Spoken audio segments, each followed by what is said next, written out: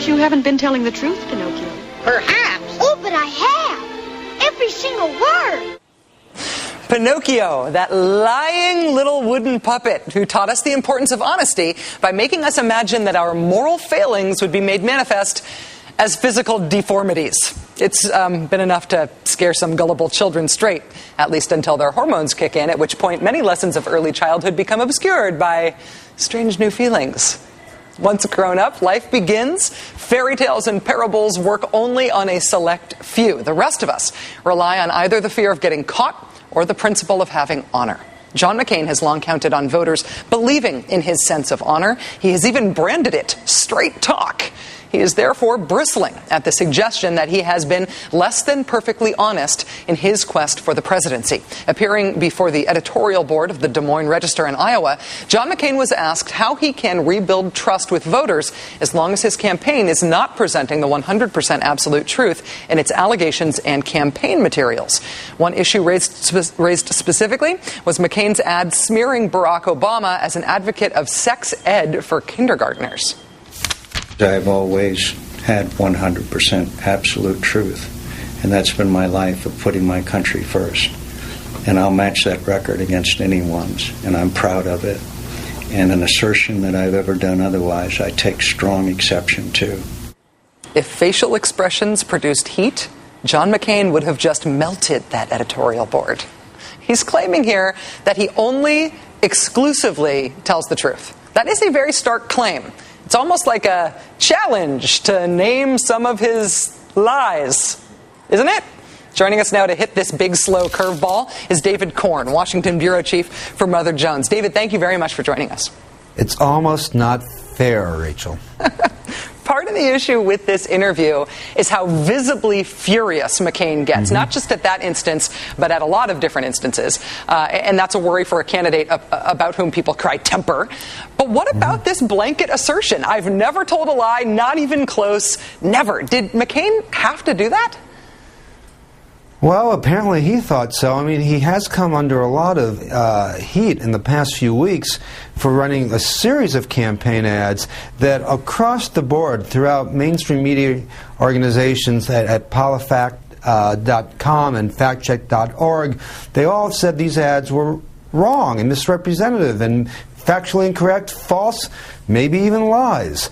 And I think the campaign's integrity, which is of course a reflection of his own integrity, has taken a big hit. 100% is a pretty high margin to make. By his own reckoning, you know, he wrote a book in 2002 that went into his 2000 campaign. He admitted that he had lied on at least one issue involving the Confederate flag in South Carolina. So already there, we know it hasn't been 100% all the time, according to John McCain. But, I mean, on this show, you've gone over a lot of the ads in the last few weeks. You know, one ad accused Barack Obama of using the term lipstick on a pig to refer directly to Sarah Palin. Everybody who looked at this objectively said that wasn't the case. On the campaign trail, McCain again and again says Obama wants to raise your taxes, will raise your taxes. Anyone who has scored his tax plan versus that of John McCain's has said that for the bottom 99% of the tax-paying public, he lowers taxes, he only raises taxes on the top 1%. Bridge to nowhere. You know, for a while, John McCain on the campaign trail kept saying Sarah Palin, she opposed that bridge to nowhere. Everybody from the Alaska Daily News to mainstream newspapers in the lower 48 have gone back and looked at that and they found out you know what? She requested money, she fought for the bridge to nowhere, and only turned against it when it became an issue here in Washington as a symbol of earmark spending. So, I mean, this are just a few things that have happened in the last couple of weeks. Well, David, specifically on that bridge to nowhere lie, just as an example, McCain and Palin keep repeating that, even though it's been disproven, even though there's no credible case that she did stop the bridge to nowhere. ThinkProgress.org has been keeping track of this with a sort of counter. They count they count it as having been repeated 36 times now. Does it not matter that it has been pointed out, that it is disproven? Can you make something true just by denying that it's disproven? I don't know. Maybe it's on the internet and he doesn't use a computer. She apparently doesn't read too many newspapers because she couldn't name one when Katie Couric asked her about it. Well, she reads them all. No, she reads them all. I guess so. All of them. So she can't distinguish. She reads so many newspapers and magazines. At some point, there is a disconnect from reality. The line still plays well to their crowds. It has, I don't think it turns off the base supporters, but to those of us in the reality-based world, you got to, acknowledge, these things eventually. And at least if you don't have to, I think it'd be too much to expect Sarah Palin and John McCain to come out and say, "Oops, we told a fib. We're very sorry. Won't do it again." But you at least drop the line from the speech. Yeah. I mean, otherwise you're just looking at the public and saying, we're just playing you for suckers.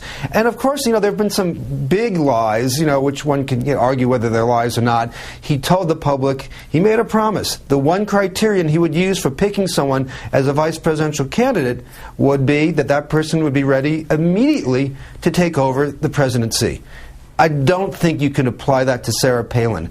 And another point, and also Cindy McCain has said this, that they were going to run a respectful campaign.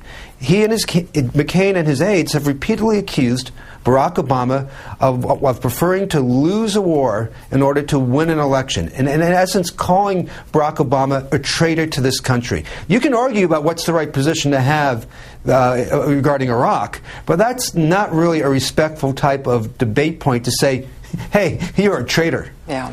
David Corn, Washington bureau chief for Mother Jones Magazine. One of the things I'm going to be watching for on this is to see in the next debate if Obama decides to go there and actually call McCain out for lying thus far. He's been staying away from those terms, but we'll have to see. David, thanks very much for joining us.